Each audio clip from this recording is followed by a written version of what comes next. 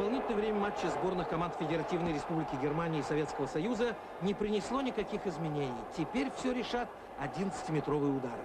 По 3 удара команды уже сделали 3-3.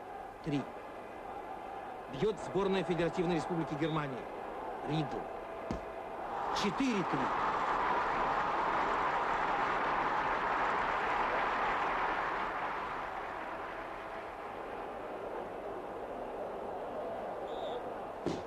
Сергей Романцев, центральный нападающий, восстанавливает равновесие. 4-4.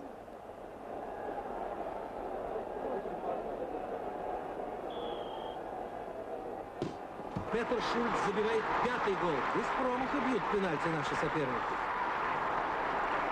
У мяча Николай Мишин.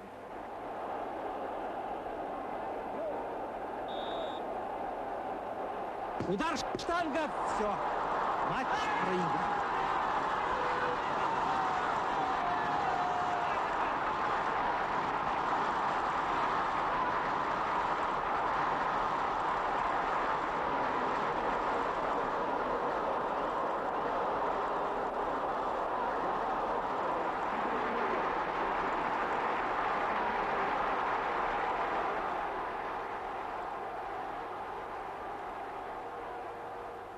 Опять проиграли.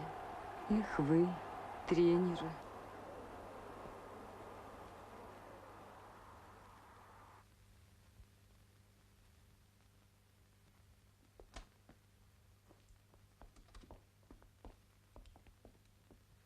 Только предупреждаю сразу. Если опять насчет сборной, разговора не будет. Ну зачем ты так? Ты выслушай. Пойми, Вася, это же не просто разговор.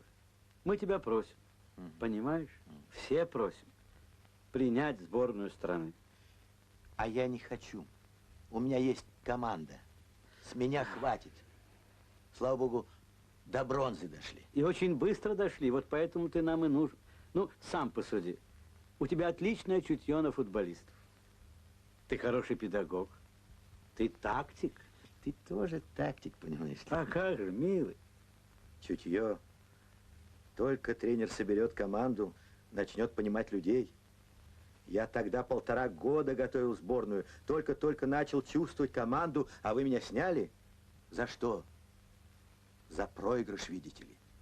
Они неизбежны, проигрыши. Ну, что было, то было. Я считаю, что тогда мы с тобой не совсем справедливо поступили. Но ведь 10 лет прошло.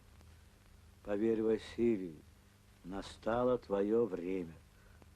Ты сейчас нужен не отдельному клубу, а всему нашему футболу. А я не хочу, чтобы со мной опять повторилось то, что происходит со всеми тренерами сборной. Мне это слишком дорого обошлось. И больше я не хочу играть в эту чехарду.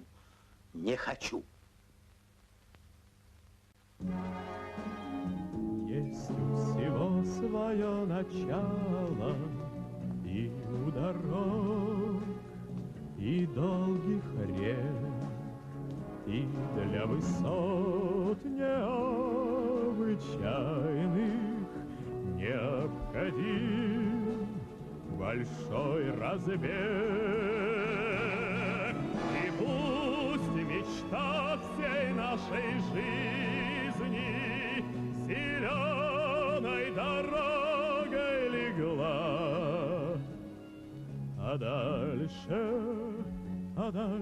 отчизна, родная земля, а дальше отчизна, родная земля. Есть у всего свое начало, не вдруг придет к тебе успех. Побед не может быть случайных, у каждой песни свой припев. И пусть мечта всей нашей жизни зеленой дорогой легла, а дальше отчизна, родная земля, а дальше отчизна, родная земля.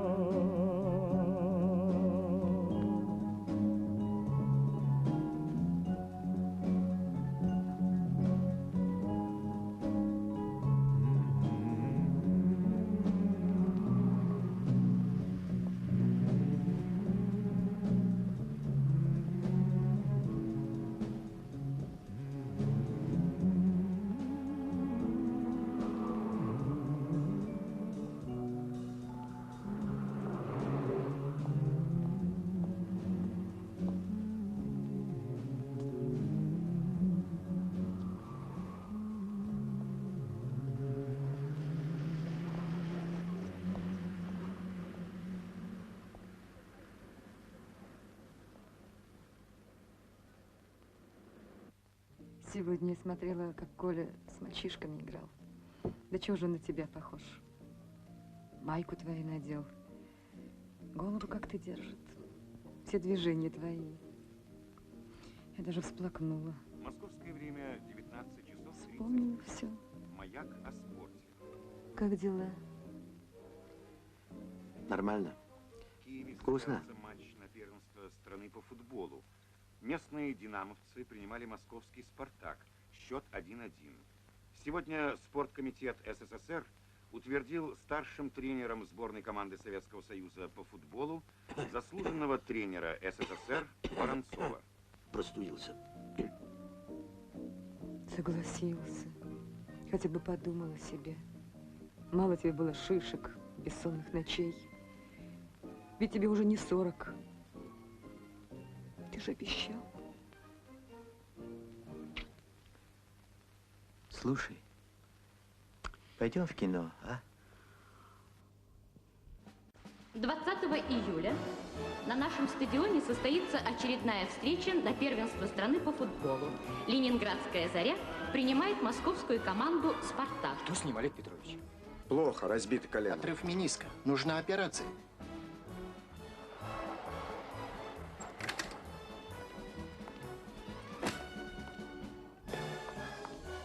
Здравствуйте, Шаманцев. Вам скорую вызывали? Так ведь скорая, она не скорая. Когда придет, прошу.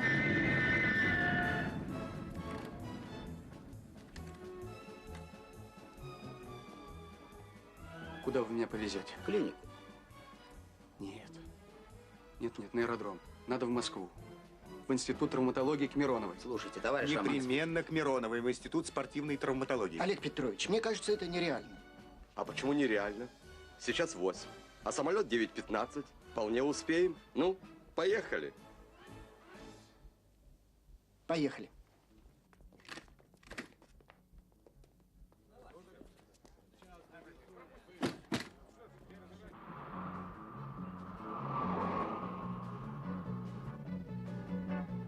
А я тебя уже 2 раза возил. Не помнишь? Зовут меня Александр Александрович. А по-простому Сан Саныч. Да ты не волнуйся. Я тебя как миленького довезу. Прямо к трапу. Спасибо.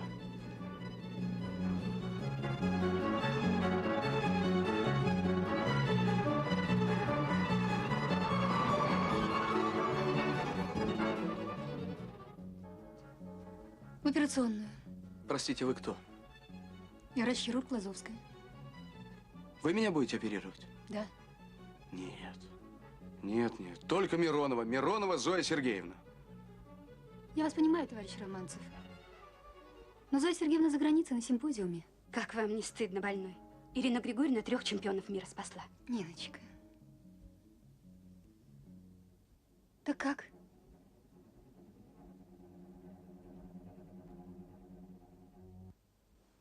Оперируйте. 11 самых сильных на сегодняшний день футболистов – это еще не команда. Я сейчас думаю о самом главном. Собрать такой коллектив единомышленников, в котором не будет ни человеческой, ни игровой несовместимости. Поэтому я за Лавренева, за Романцева, за Соколовского. Я ни на минуту не сомневаюсь, что каждый из вас настолько опытен, что может предложить свой вариант сборной. Но это будет ваш вариант. Я категорически против кандидатуры Лавренева. Почему? Да потому что ему 33 годика, Василий Васильевич. Ты же сам это должен понимать. Надо омолаживать сборную. Во-первых, ему не 33, а 34. А во-вторых, я категорически против паспортного режима в нашем деле. Лавренев в прекрасной форме и выше его по классу. Сейчас у нас защитника нет. Меняешься, Василий Васильевич. Всю жизнь играл в защите, а сейчас перешел в нападение. Стэнли Мэтьюс выходил на поле до 45 лет. До 45. Хотя в Англии, если бы он чуть похуже стал играть, могли бы найти и другого правого крайнего. Ну, а Бабочкин? Зелен еще. Он, конечно, может быстро и много бегать. И не только это. Он загадочен, на поле хитер не по возрасту. Хороший импровизатор. А по поводу Сергея Романцева, правильно, он сейчас лучший центр. И вообще, раз уж это мне поручили, то разрешите мне собрать команду. Все. Сейчас главная задача игры на первенство мира, а дальнейшая судьба сборной – разговор особый.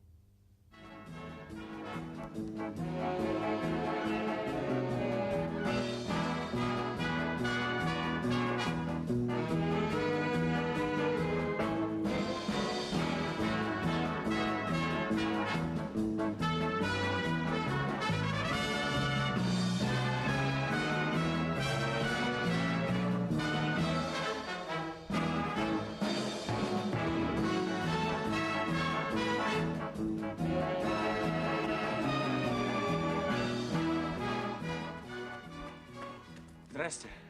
Здравствуйте. Борис Николаевич, вот прошу автограф. Приготовились. Коротка футбольная жизнь, Костя. Вот и в сборную меня уже не берут. Говорят, Мишина взяли. А тебе чего? Тебе радоваться нужно. Скоро мое место займешь.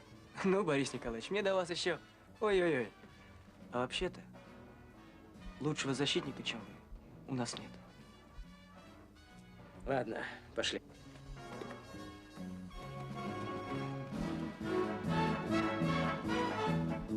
Начали.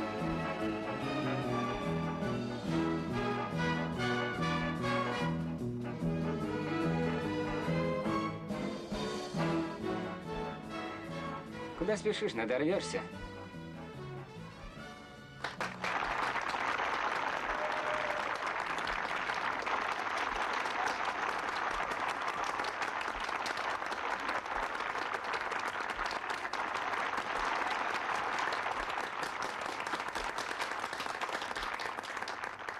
Друзья, сегодня последнее выступление Марины Васильевны. Много лет наслаждались мы ее искусством. Адетта Адилия, очаровательная Китри из Дон Кихота, Жизель, десятки полюбившихся и памятных нам образов. Удивительная наша балерина сегодня покидает сцену.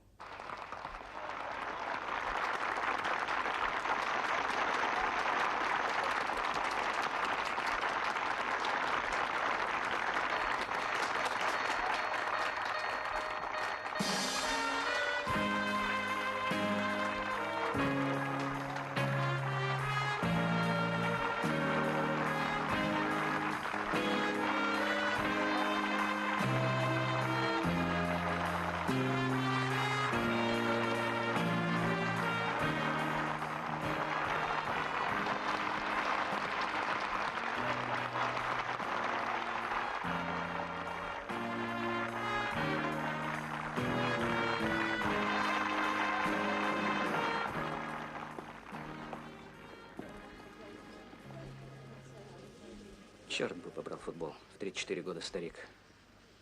Парадокс какой-то.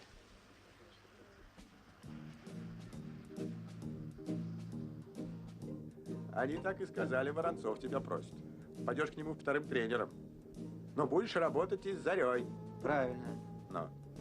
Ты своей ленинградской Заре сколько лет отдал? Уходить тебе оттуда не след. Что с Романцевым? Ничего, поправляется. Центральный нападающий нам с тобой, ох, как нужен. Хорошо, что ты настоял на турнире. В Донецке будет. Дали согласие Польша, Венгрия. Англичане, возможно, приедут. Ну? Да.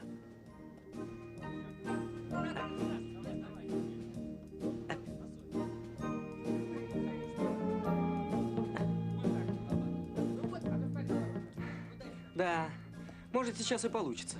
Давай. А ничего, мальчик подрос, а? Я еще пару лет назад хотел перетащить его в Зарю. Этот же ребенок скоро всем нос утрет. Перерыв! На свою шею готовишь, старик. Поберег бы лучше селенки. Сам побереги. Мне пока хватает, а как ты до 34 тянуть не собираюсь. Здравствуй, Борис. Василий Васильевич, добрый день. Руки. Ну, как дела? Нормально, Василий Васильевич. Ну что ж, Борис, готовь повязку капитана сборной. Спасибо, Василий Васильевич, я рад. Я знаю, это вы меня отстояли. Да уж придется тебе теперь меня вручать. Постараюсь. И забирай с собой вот этого же ребенка. Будешь с ним играть в паре. Спасибо. Ну иди, потом поговорим. Бабочкина Владимира откомандировать срочно в Москву. В сборную. Лучший нападающий. Худших они не берут. Это не просто лучший нападающий. Это вся команда, товарищ председатель. Полный зарез. Без Бабочкина нам луча не выиграть. Ручаюсь. И тогда не видать нам высшей лиги. Нет, ничего не могу сделать. Распоряжение Всесоюзного спорткомитета. Ну, не могу не подчиниться. Нет. Ну, а что же делать? Ну, сам знаешь, если что, я обращусь к Павлу Петровичу, он тебя выручит.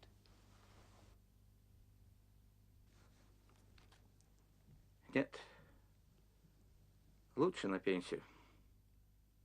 Я тебе дам на пенсию. Ты мне сначала высшую лигу обеспечь. А то Павел Петрович нам обоим голову снимет. Катюша, телеграмма в Москву. Ввиду болезни Бабочкин выехать не может. Подпишите. Старший тренер Лапшин.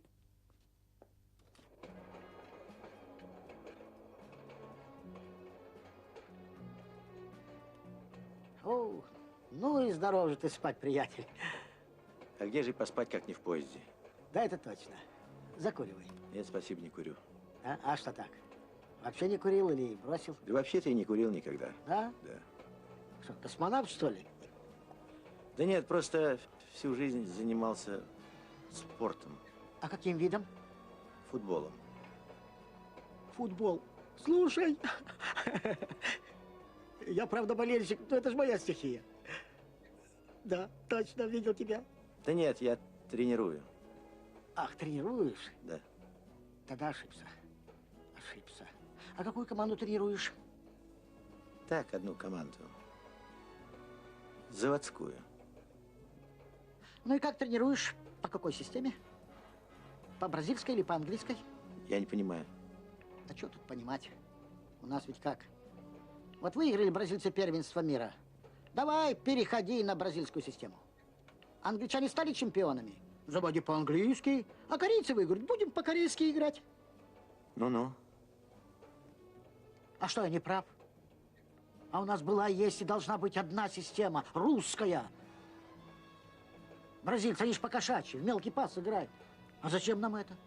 Мы должны широким фронтом наступать. Наступать и наступать. Правильно. Я про технику уже не говорю. Наоборот. Пожалуйста, продолжайте.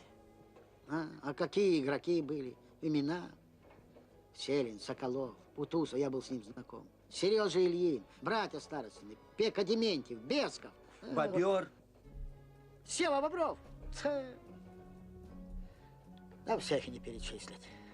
А что, разве сейчас ребят нет? Да сколько угодно. Только вы работников больше любите, а не настоящих мастеров. Кто больше всех бегает да суетится, тот для вас и игрок. А он и поле-то ни черта не видит. Одно слово. Сила есть, ума не надо. А помнишь Федотов? Гриша, этот без толку не бегал, а всегда оказывался в нужном месте. А если уж мяч получал, попробуй догони, ветер. Сразу голом пахло. Жаль, что мне надо выходить. А то бы вам я еще много кое-чего сказал. Вы там у себя колдуете втихаря. А нужно к нам прислушиваться. Со стороны, ты знаешь, видней. А? Где мои яблоки? Ага. До свидания. Пока.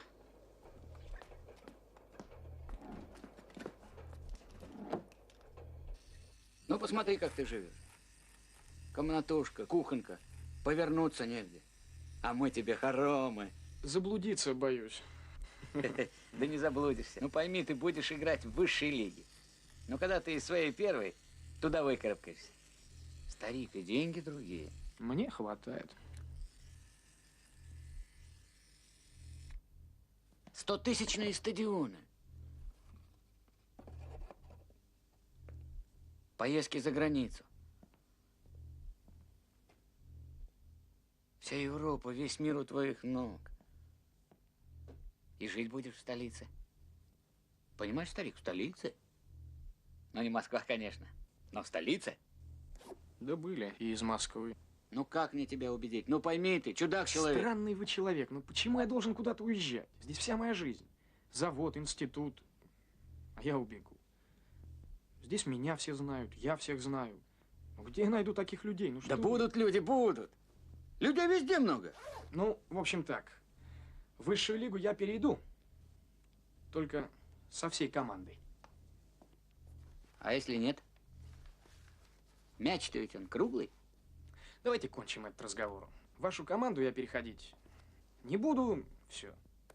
Извините, у меня сегодня игра. Могу на стадион пригласить. Володя, Володечка, ну погоди, послушай, Володька. Пошел. Давай, теперь пошел. Пошел.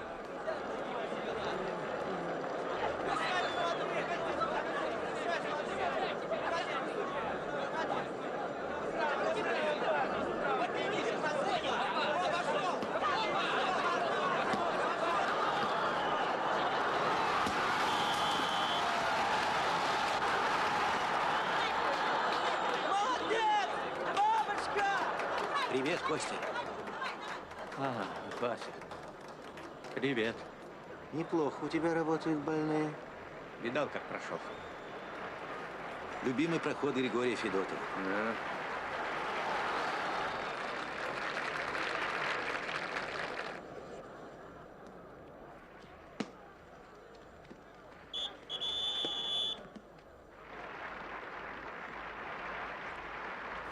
Ага, ты же не куришь. Я знал, что ты приедешь. Если б я не приехал, пришла бы телеграмма Федерации, запрещающая Бабочкину играть больным. Пойми, Вася. Понимаю, Костя. Понимаю. Неужели ты нигде не мог найти одного нападающего там у вас, в высшей лиге? До первой опустился. Понимаешь, Костя? Опустился и нашел. Ты же голову нам рубишь. Голову. Только он один в команде умеет так организовать атаку. Да разве тебе это объяснять? Мне именно такой и нужен. Ты молодец, Костя, хорошего парня вырастил. Через месяц вернется, отыграет. На этот месяц у нас падают самые трудные игры. Мы высшую уже за кончик хвоста ухватили. А потеряем пару очков. И опять все сначала. Все сначала. А что ты мне рассказываешь? Я сам прошел через это. Не могу. Полжизни я отдал этой команде. Как слепые щенята были. Тянул их вверх. Тянул. А теперь сам видишь. Неплохой футбол ребята показывают. Вижу, Костя, хороший футбол. Сегодня я всю ночь плакать буду, ей-богу. Больше не забирай. Слушай, там в Испании твоему бабочке поответственнее работенка предстоит. Можно мне больше слов не говорить?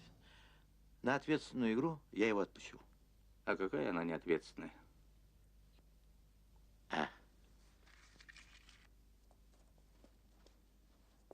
Здравствуйте, Сергей Андреевич. Здорово, ребята. Спасибо, Митюха. Сдача вам на мороженое. Будь сделано. Держи.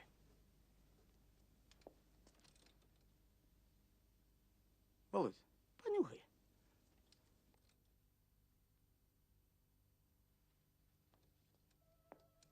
Здравствуйте. Здравствуйте, здравствуйте. Ну как самочувствие? Отлично. Прекрасно. Ирина Григорьевна. Спасибо, Романцев. Вам не хватит зарплаты каждый день дарить такие цветы? Тогда я наймусь по совместительству в парк культуры и буду обворовывать клумбы.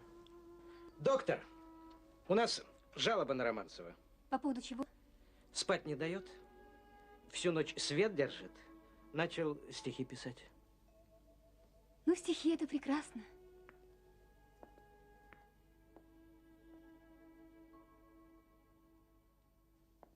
Остряк! Уж если не дано, то лежи молча и сучи ножками. А что ты? Что ты? Я ж на тебя работаю. Главное, сам боится, а нам все уши прожужжал. Ирина Григорьевна. Молчу.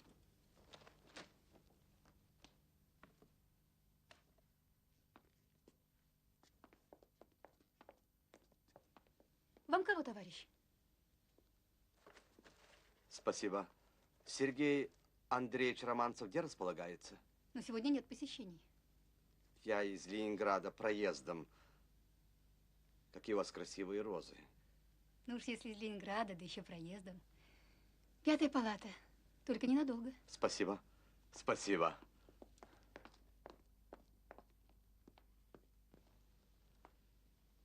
Сергей Андреевич. О, здравствуй. Сан Саныч, здравствуй. Здравствуй. Здравствуйте. Извините. Извините. Привет тебе. От теток самоторного Василия Островского. И от меня лично особый. Откуда вы, Сан Саныч? Проездом в Одессу, в отпуск. Ребят просили передачу тебе подбросить. Да вы с ума сошли, Сан Саныч, тут же на год еды. Ничего. Нет, это мне нельзя. Нельзя? Ну, нельзя так нельзя. Да, вот. А закусочку можно? А? Ты поправляйся. Тебя нет. Заря уже 2 баранки схватила. Производительность труда кое-где понизилась. Поправляйся. А что не даешь, товарищи помогут. Правда, товарищи? О чем речь? Ирина Григорьевна. Мне нужно с вами поговорить. Это очень важно.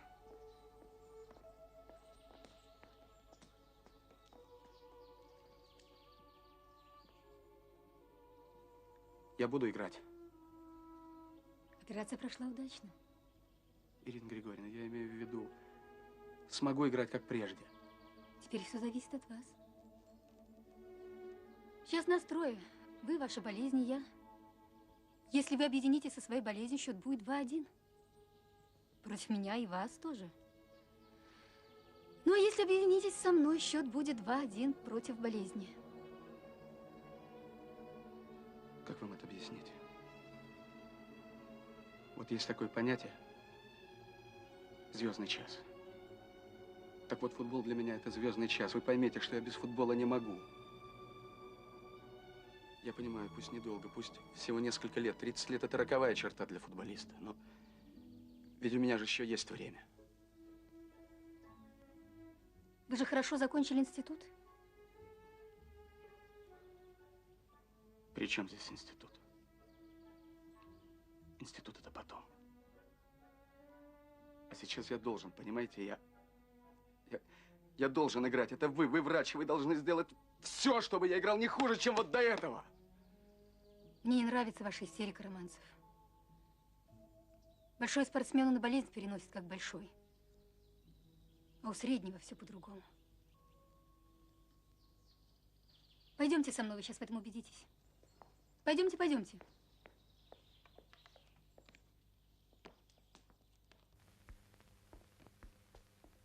Петр Владимирович, прошу вас встать.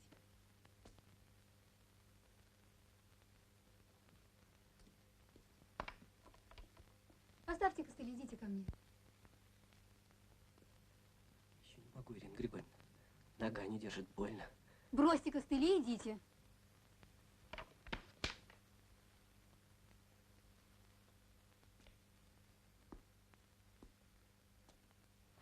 Ой, не могу. Оставьте его. Я знаю, вам очень больно. Но вы должны идти нормальным шагом, в этом ваше лечение. Идите.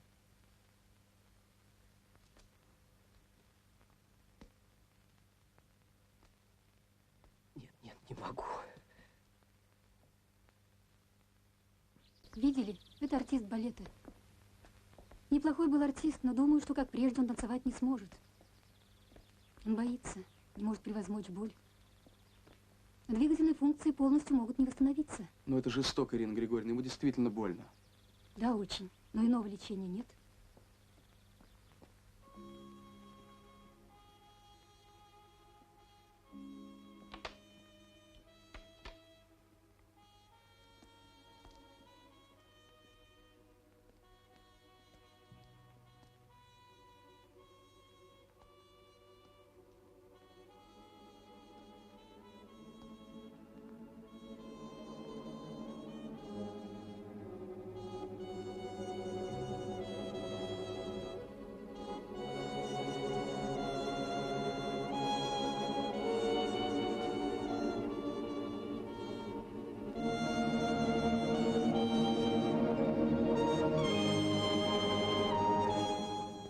Спасибо, Романцев. Вы сможете играть, как прежде.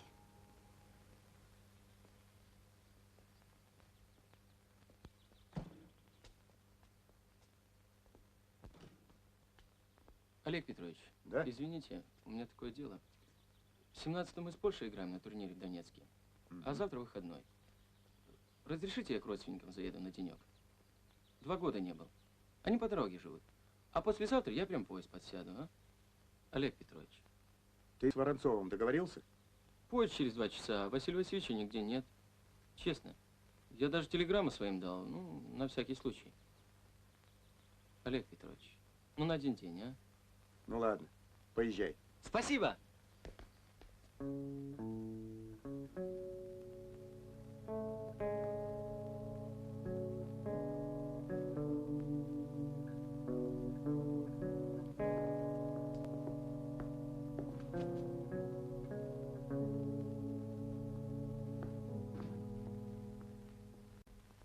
Бывшей неоднократной чемпионке Советского Союза, доктору медицинских наук, физкульт, привет!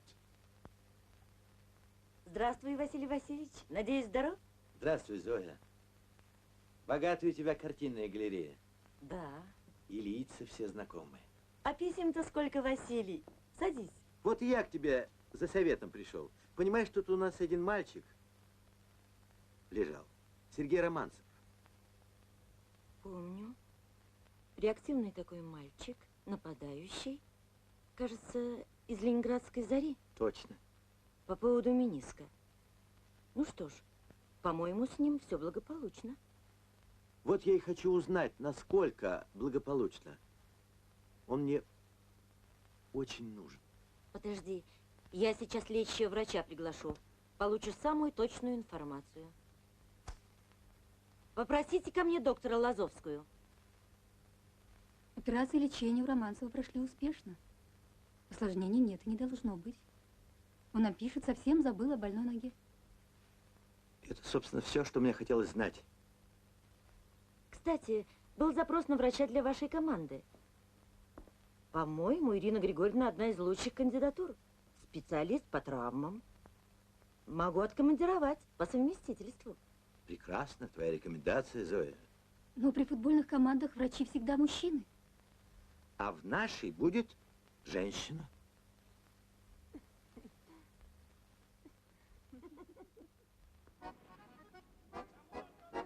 Привет, земляки!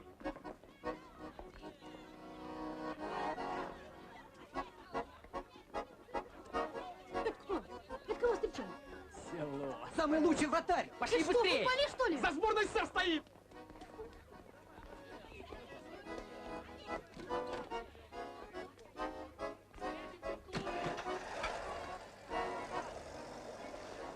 встречи! Ведь, Да? а ведь ты у нас начинал нападающий. Было дело. Витюха? О, здорово, Леха. Водки не, но шампанское можно. Нет, с этим у нас строго. Да ладно, один бокал. Ах, бывает. Итак? Ну, разве что один. За старую дружбу. Давай. Завтра уезжаешь? Да. Послезавтра игра. Леша! Ну иди.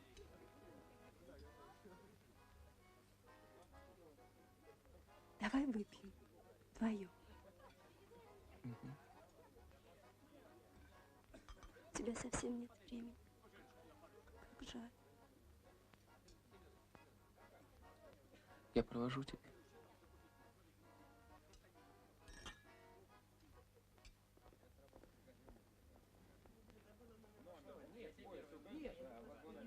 Ребята, садитесь. Ну вы же уже были, я думаю. Садись. Ну давай быстрее.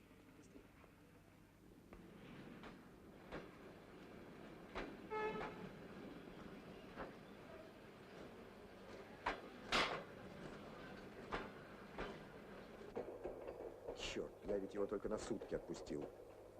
Да, остались мы с тобой с одним вратарем. Дай телеграмму «Спартак», чтоб срочно вылетал Казанцев.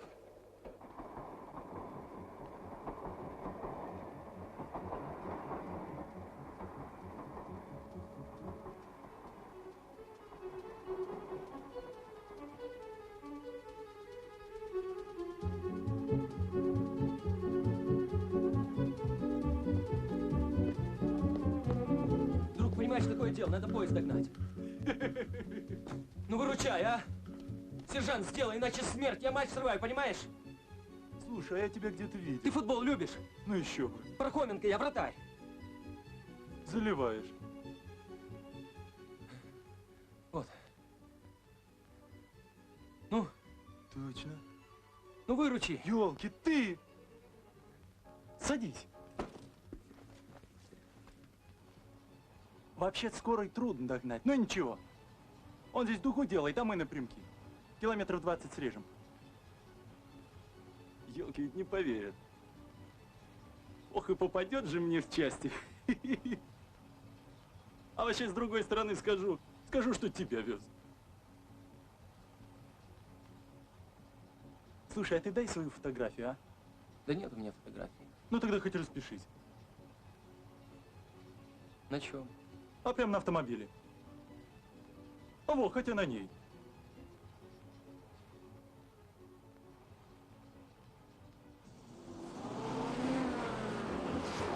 Скорый не проходил! Вот-вот пройдет.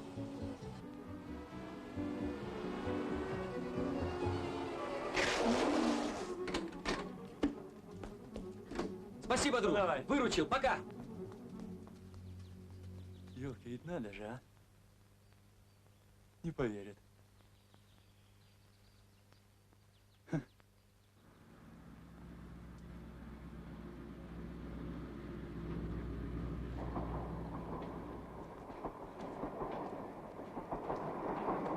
Счастливо! Спасибо!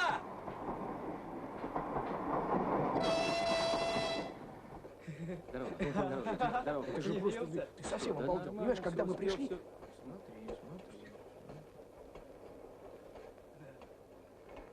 Ну ладно, пойдем. Тихо, спокойно. В Донецке заканчивается международный футбольный турнир с участием сборных Англии, Венгрии, Польши и Советского Союза. Через несколько минут прозвучит финальный свисток матча советских и польских футболистов. Сборная Советского Союза побеждает 2-1.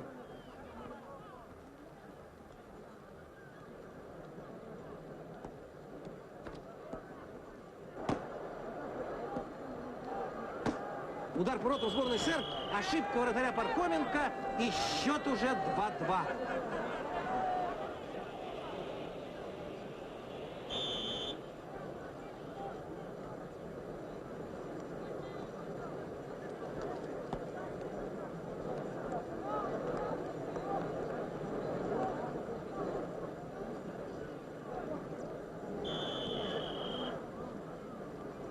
Вновь атакует гости. Штрафной. Удар издали, бьет Заруцкий, и мяч влетает в ворота.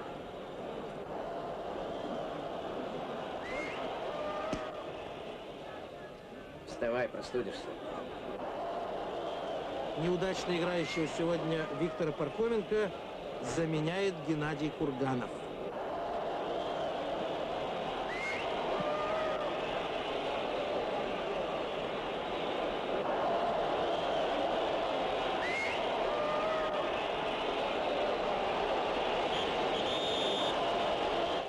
Вот, в общем, и все. В целом, за игру всем ставлю 4. Играли хорошо. Вратарю 2. Ну что скажешь, ведь это ты проиграл матч. Ты один. Только один мяч законный, а остальные 2 бабочки.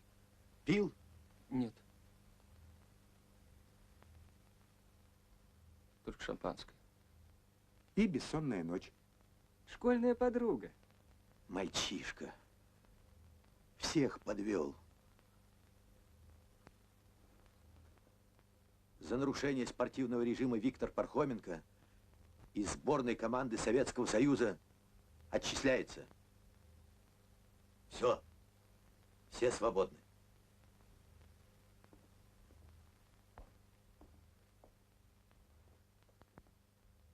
Витя, брось психовать. Пойди к Васильевичу, поговори, он же поймет. Как заключенные какие-то.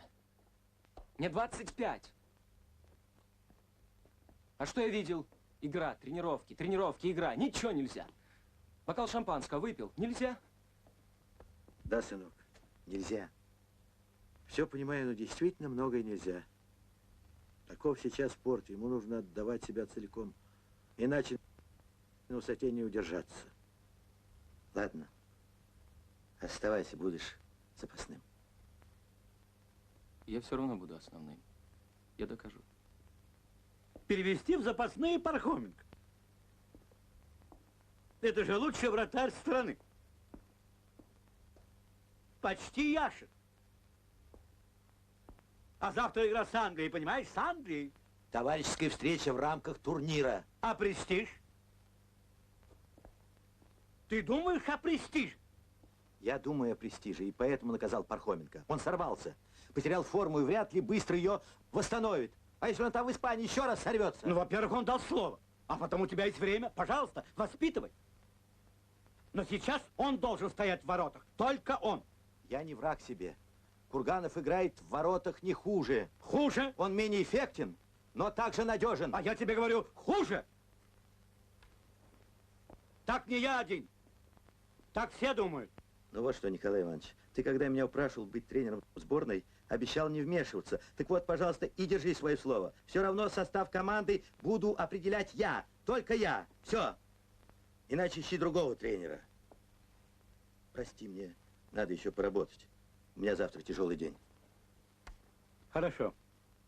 Мы попробуем тебя убедить.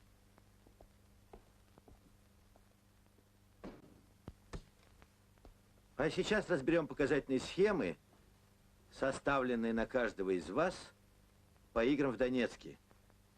Посмотрим встречу с англичанами. Геннадий Курганов. Могу сказать, Гена, что ты играл хорошо, надежно. Из 4 стопроцентных голевых ударов отразил 3. Это хорошо. А вот Саша Соколовский участвовал в отборе мяча 16 раз. Отобрал только 7.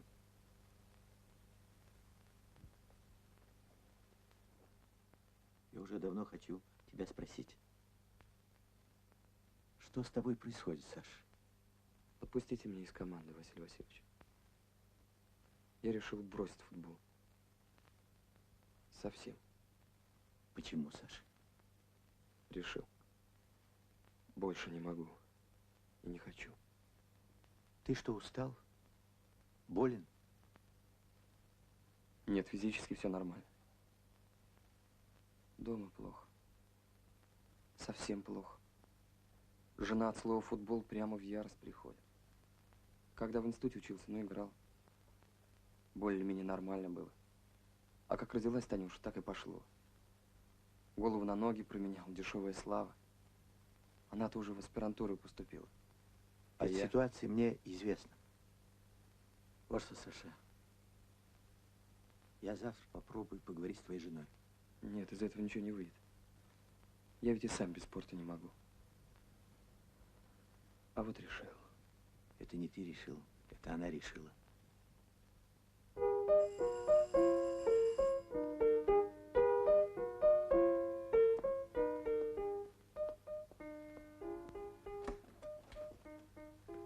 Проходите, пожалуйста. Здравствуйте. Здравствуйте. Здравствуйте. Здравствуйте. Простите за неожиданное вторжение, Женя. Можно мне вас так называть? Да, конечно. Познакомьтесь, пожалуйста. Ирина Лазовская. Женя. Проходите, пожалуйста. Спасибо.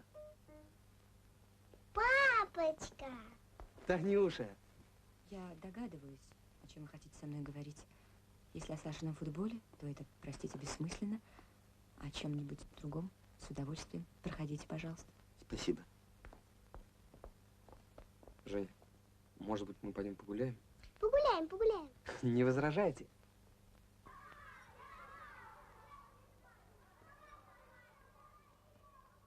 Пап, мы теперь всегда с тобой будем гулять. А то я все гуляю с бабушкой, да с бабушкой. Ну, конечно, будем.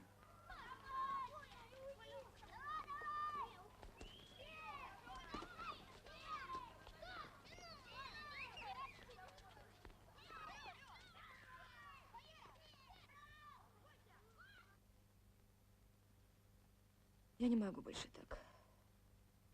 Поймите и вы меня. Он бывает дома от силы 2 месяца в году. Видим мы его только в телевизор, да и то чаще его спину. Номер 6. Дочка, когда видит эту цифру на календаре, кричит: папа. Женя, но он прекрасный спортсмен. Таких, как он, немного. Он был способным парнем в институте. Доучился до 3-го курса. Теперь учится, не учится. А прошло уже несколько лет. Простите, Женя. Я тоже была спортсменкой. Чемпионкой СССР. А теперь пишу кандидатскую. И он все успеет. И спорт — это не только физическое здоровье, но и нравственное. И может быть главным образом нравственное. И это в человеке на всю жизнь. Я знаю это здоровье. Когда приходит домой, сразу падает от усталости на кровать. Даже глазом не может моргнуть. А через несколько лет он будет вам не нужен. Вы любите Сашу, но ведь если он сейчас уйдет из спорта, уверяю вас, дома это будет не самый веселый человек. Вы равнодушны к футболу, что ж, но вы подумайте о Саше. Я хочу, чтобы у моей дочери был отец. Это ненормально, что при живом отце дочь растет только с матерью. И простите, вы не сможете меня переубедить. Я не говорю, чтобы он завтра же бросил играть. Пусть он съездит на эту игру, если вам неким его заменить. Ну, а потом пусть выбирает. Или семья, или футбол.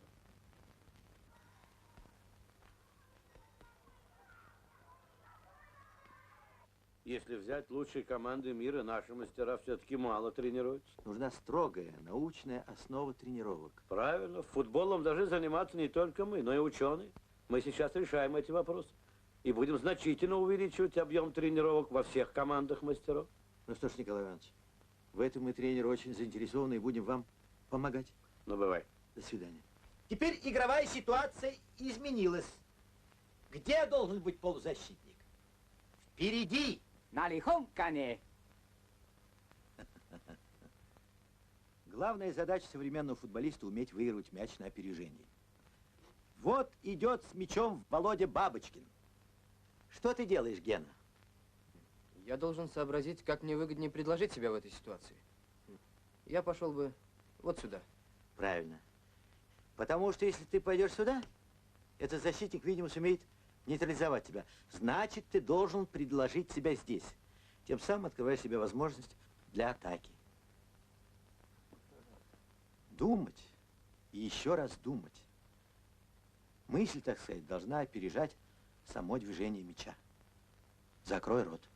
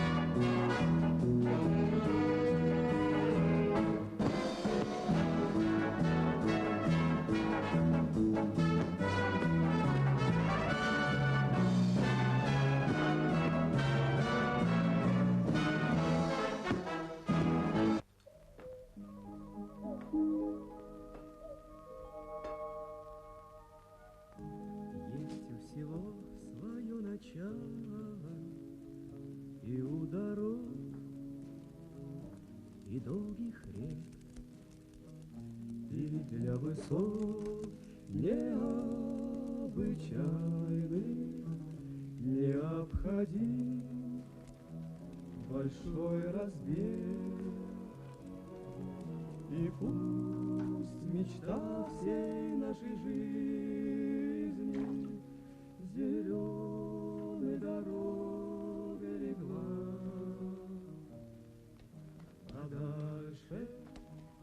а дальше отчизна, родная земля, а дальше отчизна. Учись, пока я с тобой. Земля. Есть у всего свое начало, не вдруг придет к тебе успех. Скликай. Не может быть. Что ты лупишь? Глухие, что ли? Свой припев. И пусть мечта всей нашей жизни зеленой дорогой.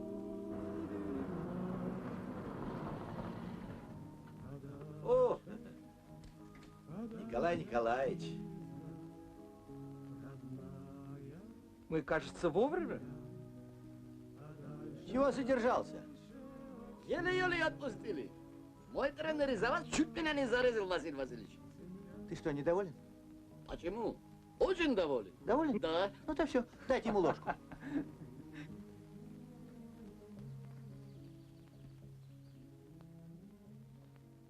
Спасибо, Романцев. Должен вам доложить, Ирина Григорьевна, что по природе своей я однолюб. Что вы? Я лечу только физические травмы. А душевная не моя специальность. Потом вы не должны сейчас ни на что отвлекаться.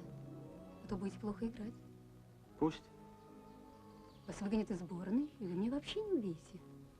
Увижу. Каким образом? Переломаю себе ноги.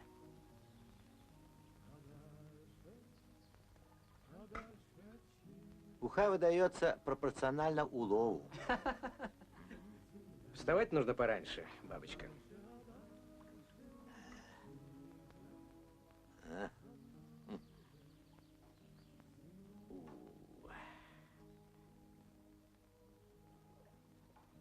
Тебе за то, что не умеешь играть головой.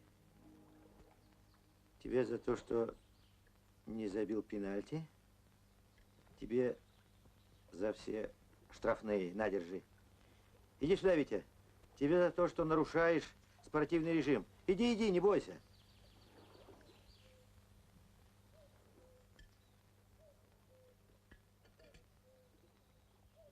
А где Ирина Григорьевна? Ирина Григорьевна! Нас зовут Побудьте минутку, Ирина. Григорьевна.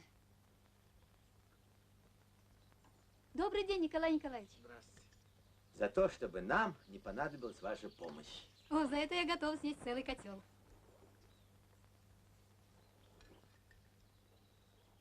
Иди сюда, малыш.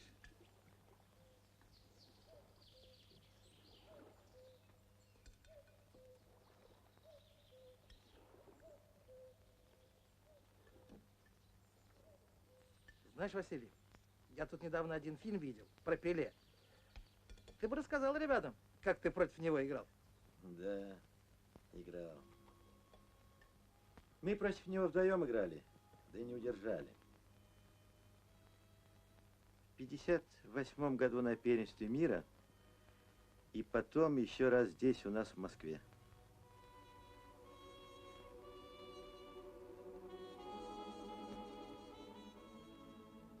Да, последний нынешний денечек отдыхают ребятки.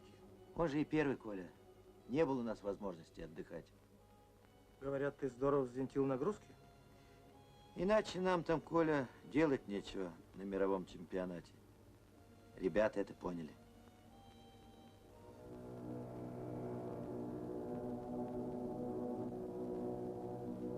Джин? Ну, нет. Виски? Нет, нет, я этого не пью. Кока-кола? Вот это можно. Выпьем.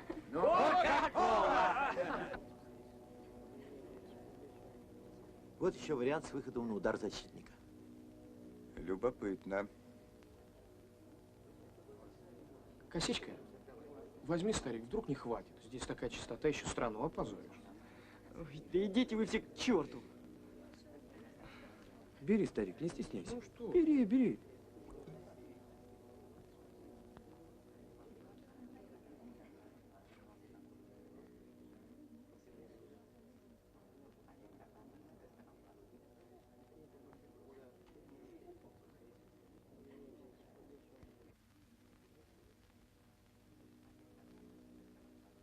Олег Петрович, позовите Витьку Пархоменко. Скажите, что вы должны ему дать какие-то там указания. Твое дело, это твое дело. Я лично поступал иначе.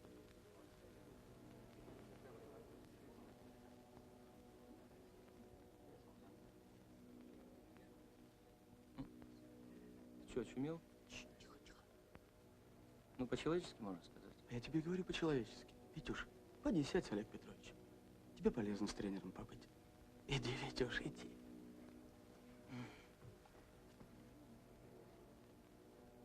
Можно, Ирина Григорьевна? Вы поздно спрашиваете, романцев.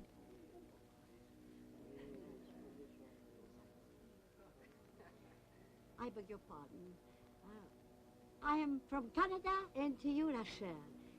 Tomorrow, tomorrow, играть матч. Russia, Football. Spain, Football. football. And I will bollet mommy. I am bolelchik. I beg you, please, put your name. Here is Louis de Finesse, Olga Korbut, and Bondarchuk too. Put your name, please. Автограф. Autograph. Сейчас. Autograph. And all. I beg you all. That's it. Yes. Русский, давай чеши. Послушай, Косичка, тут мама английской королевы. У тебя просит автограф. Вот и иди ты к этой маме. Василий Васильевич, если он будет приставать, я играть не буду.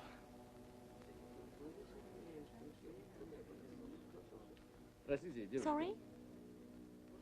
Вы замужем? Пожалуйста. Как это? Марьяж. Oh, yes. Yes? My husband was a sportsman too. A boxer But now he's an air captain in this plane. Maybe Mr. wants to meet my husband. Will you? Пожалуйста. Ирина Григорьевна, переведите. Она говорит, что муж ее тоже был спортсменом, боксером. А теперь он штурман здесь на корабле.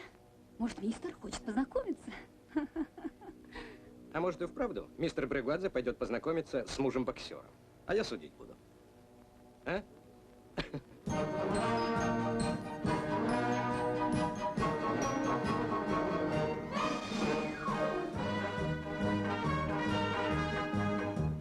Dos palabras, señor, sobre el último partido. Два слова о последней встрече в Москве. Последняя встреча в Москве закончилась нашей победой 1-0. Мы убедились, какая сильная команда перед нами. Gracias. Gracias. ¿Quién ganará? Кто выиграет? La situación está bien clara. Ситуация совершенно ясна. Мы будем играть на выигрыш и только на выигрыш. Lástima, claro. Mejor sería Жаль, встретиться бы в финале. Да, я совершенно согласен с своим испанским коллегой, что нам лучше было бы встретиться в финале. Но судьба распорядилась по-своему, и мы тоже надеемся выиграть. Se conforma con cualquier empate. Вас устраивает любая ничья, сеньор Воронцов. Мы не будем очень огорчены, если это случится. Pues si así sucede, nos lamentaremos mucho. Sí, sí.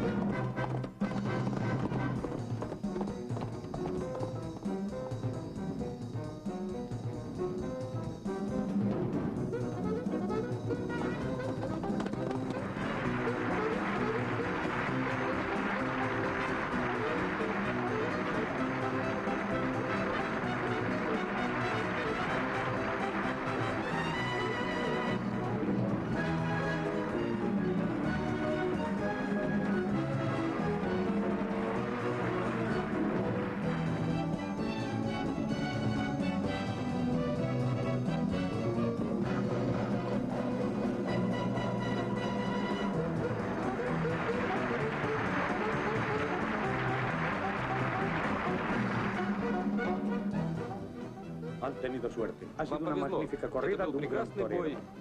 Да, потрепал нам нервишки знаменитый Торен. Хорошо еще не завтра играть, ребят. Да.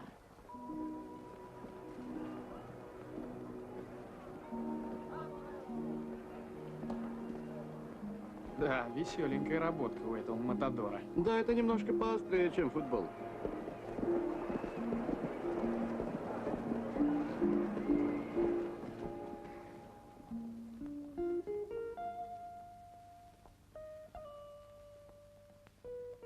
Señor, compre esas flores o esas. Gracias, señor. Я не знаю их названия, но таких я вам еще никогда не дарил. Спасибо.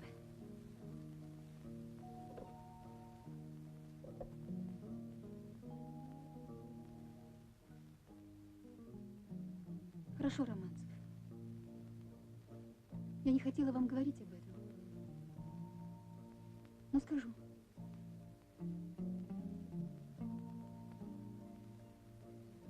Тогда я воспринимала мир как девчонка. Хотя училась в институте. Он был уже прославленным спортивным летчиком. Мой муж. Мой муж.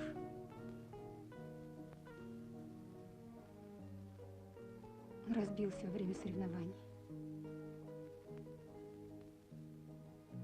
И до сих пор слышу свой крик его машины. И было очень плохо. Так плохо, что не хотела жить. Единственное, что спасло меня тогда, это спорт. Потом я с головой ушла в медицину.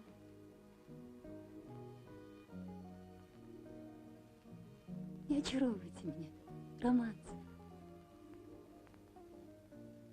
Пойдемте. Вам надо сегодня как следует отдохнуть.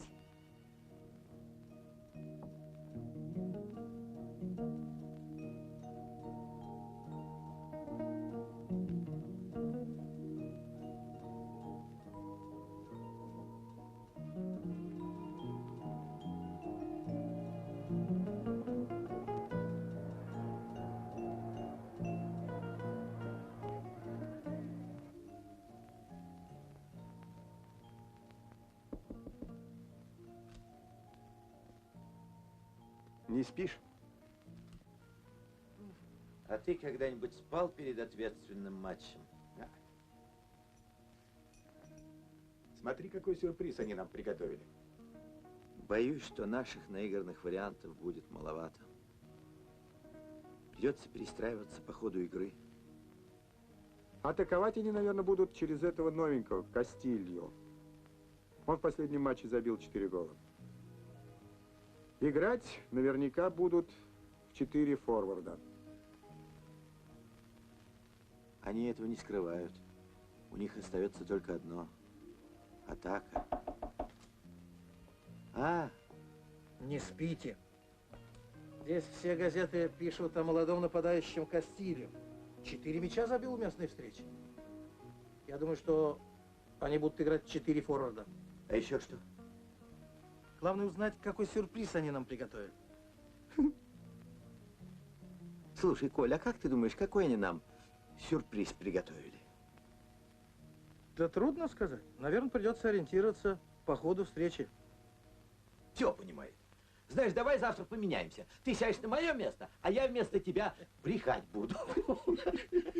Это надо, брат, уметь. Многие пытались. Пожалуйста. Ладно. Олег, давай расстилай поле. Ну-ну.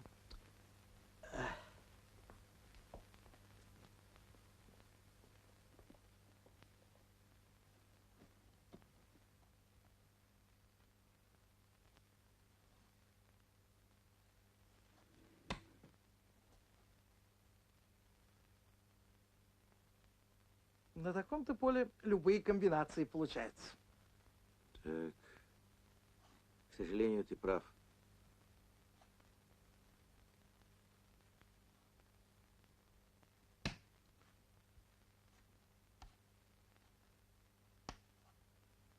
Задавайте вопросы, может, есть какие сомнения, говорите. Сейчас еще не поздно. Прошу не скрывать ничего. Ничего. Василий Васильевич, Бригвадзе не совсем здоров. Ирина Григорьевна, дорогая, мы же договорились. Он почти весь день проторчал в бассейне здесь наверху. А здешнее солнце коварно. Бассейн, тоже мне Испания солнце. Вот у нас в Грузии солнце. Вы были когда-нибудь летом в Тбилиси? Бригвадзе, у вас температура 37,1. У меня всегда температура 37,1. И вообще у нас в Тбилиси у всех температура 37,1.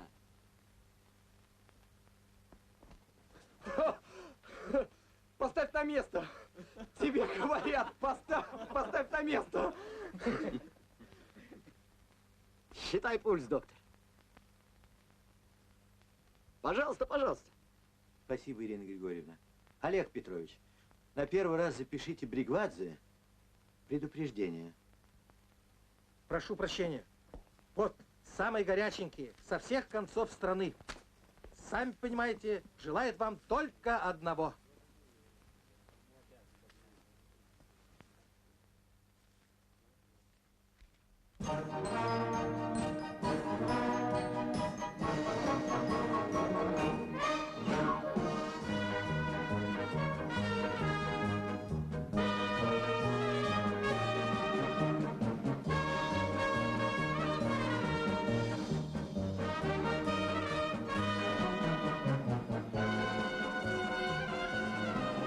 Внимание! Говорит и показывает Мадрид. Говорит и показывает Мадрид. Телевидение и радио Советского Союза начинают передачу об отборочном матче чемпионата мира по футболу между сборными командами Испании и Советского Союза.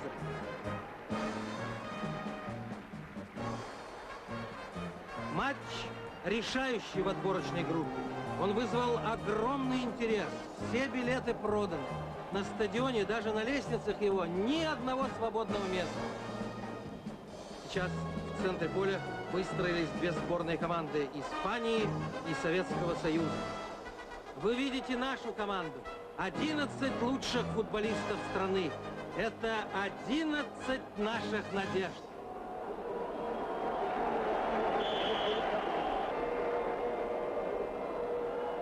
Ребятам будет очень трудно сегодня играть, потому что Мадрид по накалу страстей болельщиков считается одним из самых неистовых городов Испании.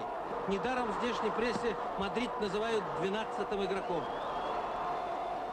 Я хочу напомнить вам, друзья, для того, чтобы получить право играть в числе лучших на первенство мира, надо победить в отборочной группе. На поле два претендента. Для того, чтобы занять первое место, испанцам надо выиграть. Только выигрыш принесет им успех и желанную путевку в финал. Нашу сборную устраивает и ничья.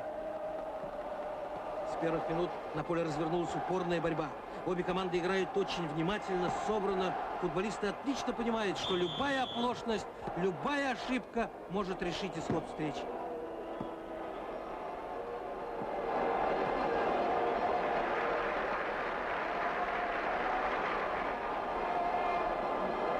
Хозяева поля играют по схеме 4 защитника, 3 полузащитника во главе с Гонсалесом и 3 форварда. Однако Гонсалес все время подключается к атакующим, и таким образом в атаке испанцы имеют 4 нападающих.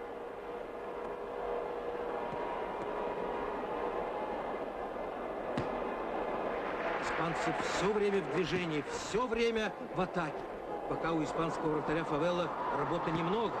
Манцев, Соколовский, Бабочкин больше помогают в защите. Редкие контратаки успеха не имеют.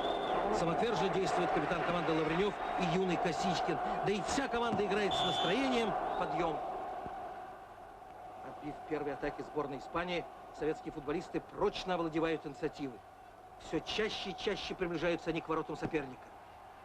Танюш, может быть, тебе лучше пойти погулять? Там же папа.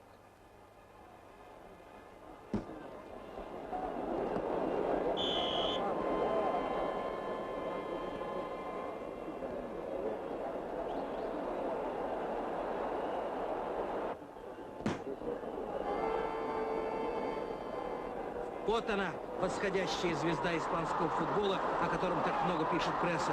Кастильо, номер 8. Он подает в ворота. И капитан испанцев Перейра открывает счет. Да, гол в наши ворота забит в ситуации, казалось бы, не предвещавшей никаких осложнений. Итак, 1-0, впереди Испания. Испанский тренер доволен. Такое начало его явно устраивает.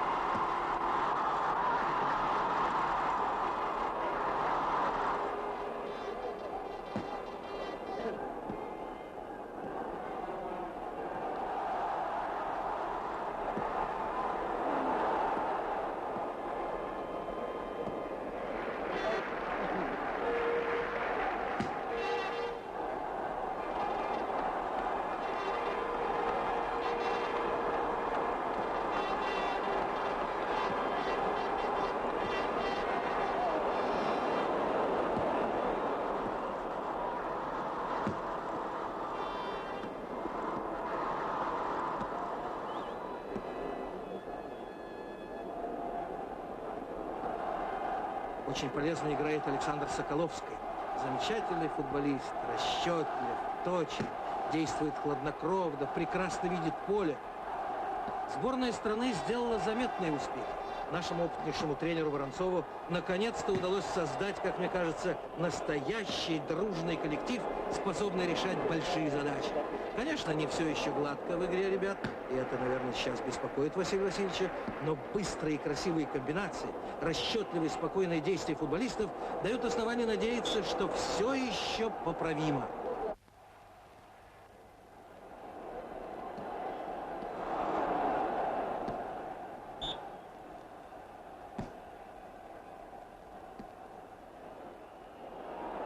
Кастильо нарушает правила. Соколовская лежит.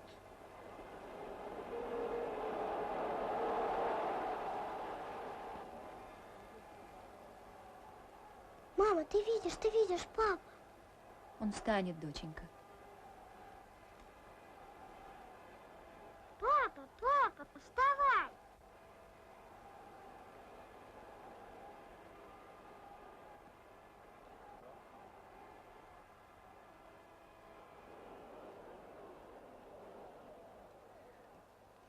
Будь она проклята, эта игра.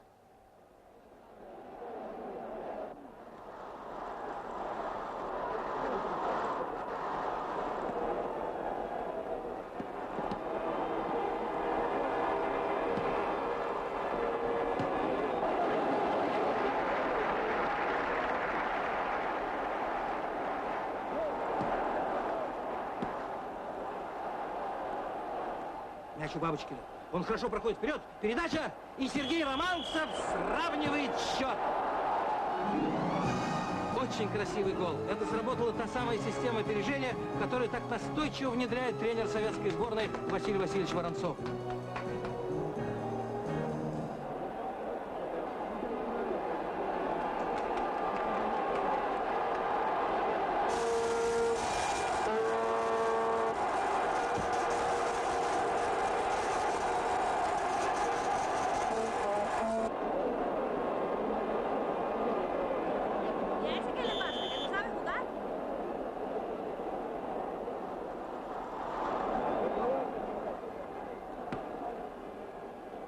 Воодушевленные успехом, советские футболисты вновь идут вперед.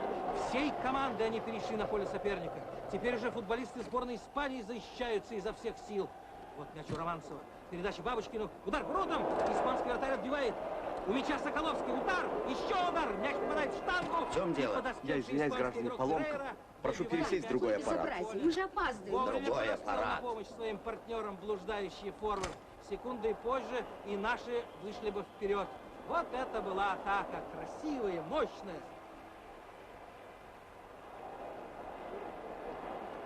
Итак, счет 1-1.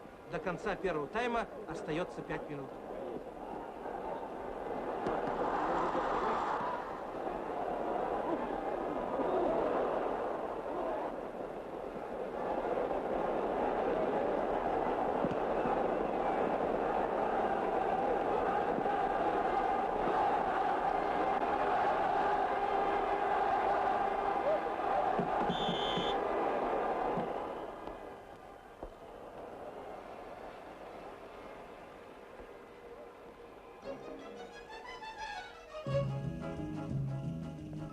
¿Y cómo se te coló delante de las narices?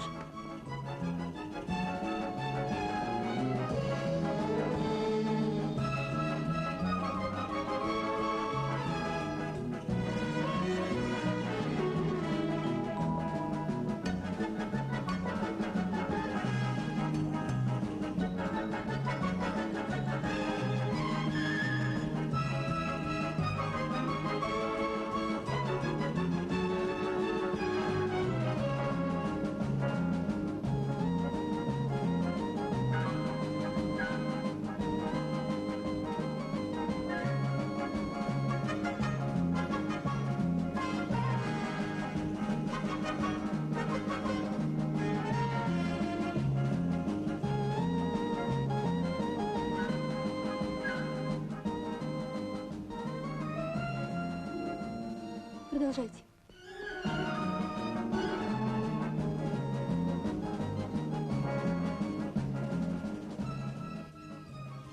Ну что ж, ребята, все идет нормально.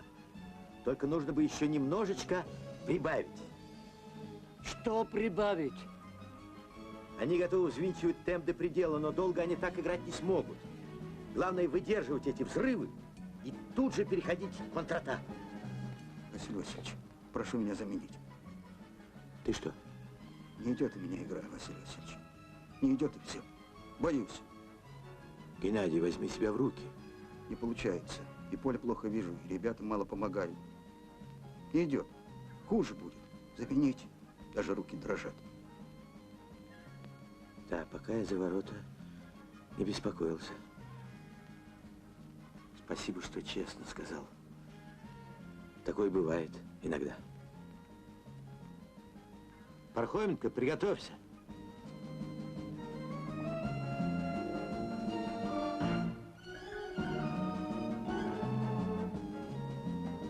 Витя, мы все надеемся на тебя. Они сейчас все бросят в атаку. У них нет другого выхода. Я все понимаю, Василий Васильевич. Я постараюсь.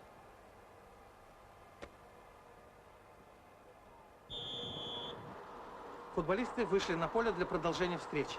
В составе сборной команды Советского Союза произошла замена. Вместо вратаря Геннадия Курганова в игру вступил Виктор Пархоменко. Итак, второй тайм. После донецкой осечки Виктор Пархоменко не выступал за основной состав сборной. Я не знаю, чем вызвана замена. Может быть, Курганов получил травму, а может быть, Воронцов, тренер сборной, решил, что в самый ответственный момент матча Пархоменко будет надежней. Может быть, его умение руководить обороной облегчит задачу капитану Лавреневу. Испанцы перестраивают свои ряды, заменив защитника нападающим. Все для атаки, все для атаки. Ничья хозяев поля не устраивает, а времени все меньше и меньше.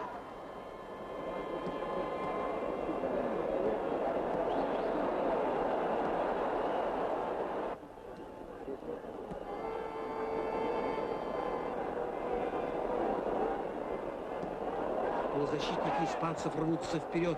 Сейчас особенно опасен Кастильо. Без участия этого игрока не обходится ни одна атака. Пархоменко все время в игре.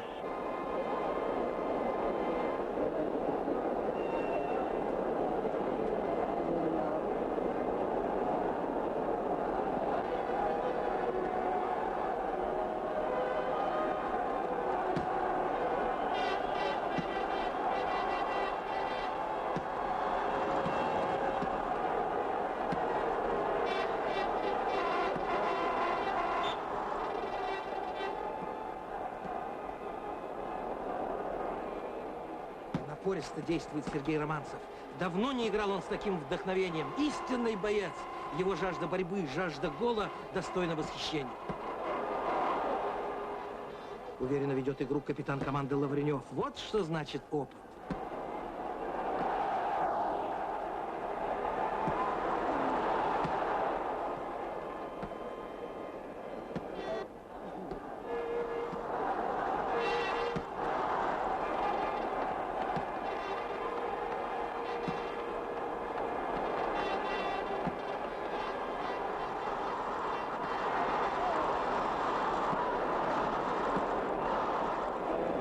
Хозяева поля атакуют.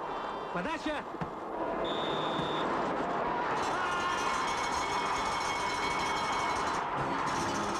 Кастильо, 23-й нападающий из мадридского Реала, забивает второй гол. 2-1 впереди сборной Испании. Положение осложняется.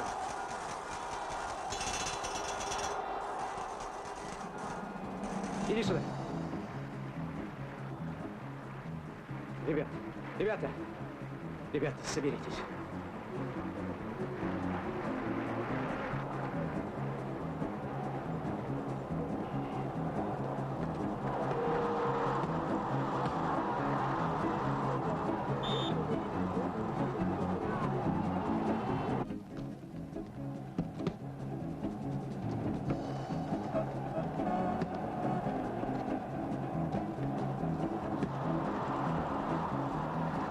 Дефенса! Соперники нашей сборной, ведя в счете, заиграли резко и опасно. Желание, видимо, одно – удержать победный счет.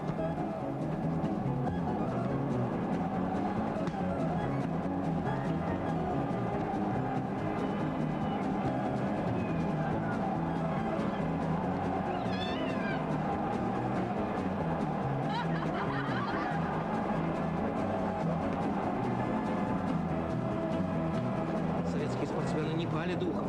Бабочкин, Бриквадзе, Григорян и особенно Романцев рвутся к воротам испанцев. Опасный момент у ворот сборной Испании. Бабочкин сравнивает счет. Молодец. 2-2.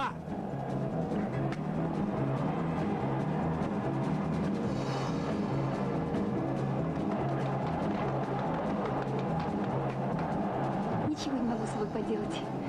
Они такие молодцы. Я вас поздравляю.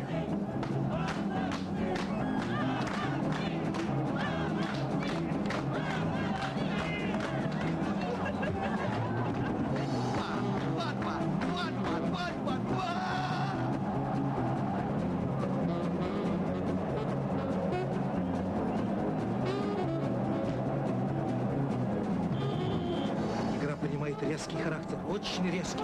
Хозяева поля откровенно грубят. Вырвать победу любой ценой, любой ценой.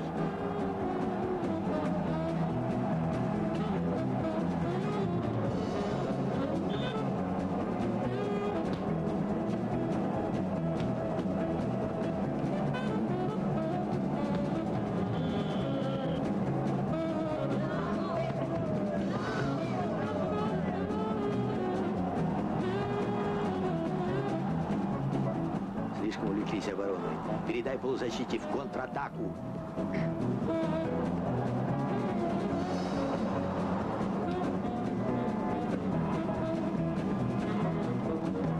Косичкин забивает мяч в свои ворота. Какой обидный гол. Косичкин. Счет становится теперь 3-2 в пользу испанцев. Вставай. Что поделаешь? Держись, старик.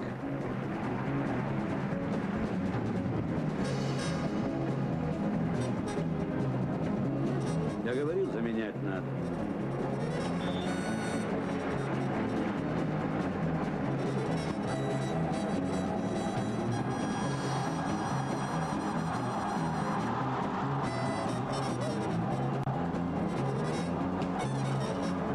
Лавренев, душа команды, ее капитан, вновь ведет в атаку своих друзей.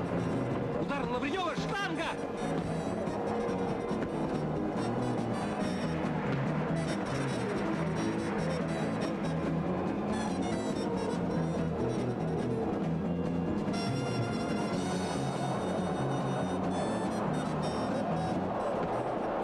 Вот это уже совсем досадно. Романцева сбивают. Сергей получил, видимо, серьезную травму. Положение у нашей сборной тяжелое. 2 замены уже сделаны. Больше заменять никого нельзя. Команда остается в 10.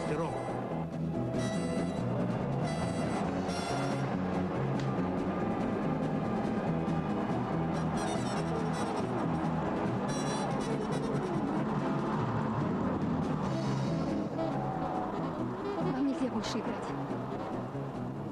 Соколовского в центр. Нет, буду играть я. Вам нельзя играть. У вас сломано предплечье, вы можете остаться инвалидом.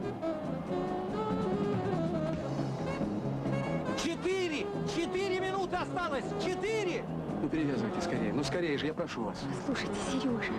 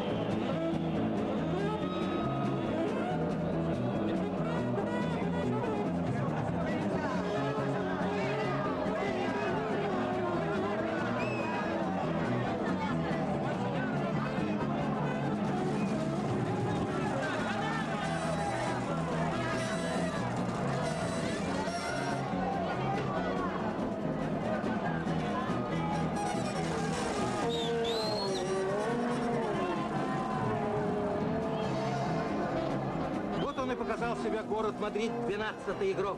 Болельщики добились своего. Темп наступления нашей сборной сбит. А до конца осталось 2 минуты. 2 минуты.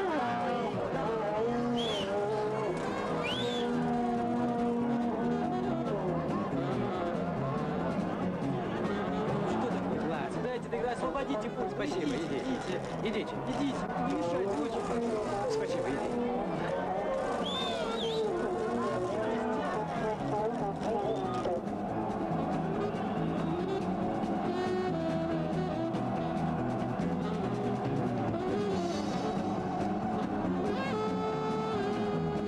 Порядок на поле восстановлен. Штрафной бьет Бабочка. Испанские футболисты не спешат. Теперь время их союзник. Они близки к заветной цели, к победе. Да, времени очень мало. Осталось 2 минуты.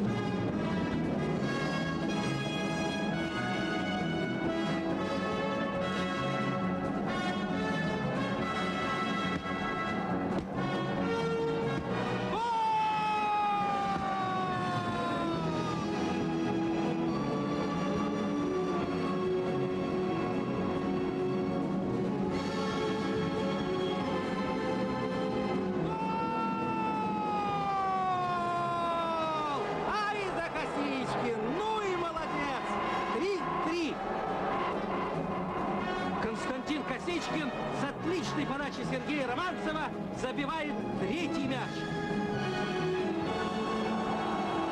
Ничья, равная победе.